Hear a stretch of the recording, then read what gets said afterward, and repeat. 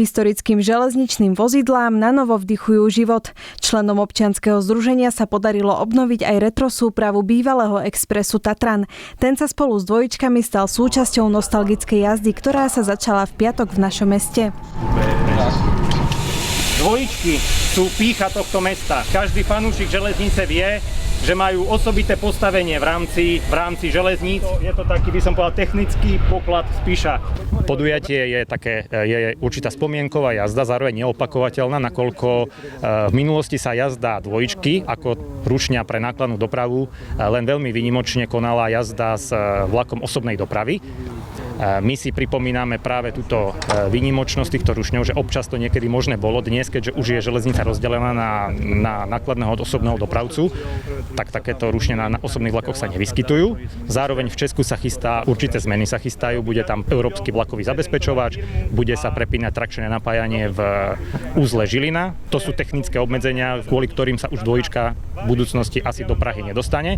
Takže my sme sa rozhodli práve tento Retro Express vypraviť, jednak z vďaky k depu, k ľuďom, ktorí sa tu na Spiši o tieto mašinky 43 rokov starali, opravovali, udržiavali ich a zároveň si chceme urobiť takú spanilú jazdu do teda bratskej zeme, za ktorej v podstate za Československa tieto rušne boli objednané, kúpené pre štátnu železnicu Československé štátne dráhy. Počas mimoriadnej jazdy sa mohli cestujúci previesť do Prahy. Na druhý deň si pozreli jej okolie a potom sa historický vlak opäť vrátil do Spišskej Novej Vsi. Dvojičky slávnostne vypravil primátor nášho mesta. Ja som na chvíľu zabudol aj na to, že už mám takéto sivé vlasy, pretože si pamätám ešte v roku 1979, keď som po strednej škole nastúpil do rušňového depa s perspektívou stať sa rušňovodičom, takže dnes, keď som videl tú dvojičku, na ktorej som možno menil špálky v tom čase a keď som videl tie retrovagóny, pretože je treba povedať, že ešte nie sú až tak celkom staré, keď dokážu ísť až do Prahy, takže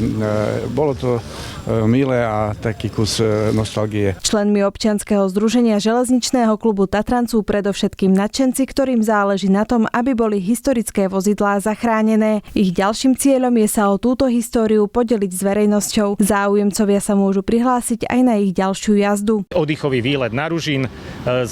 Zrejme to bude znova s komentovanou prehliadkou Bujanovského tunela, nakoľko toto malo veľký úspech minulý rok. Ľudia si to žiadajú.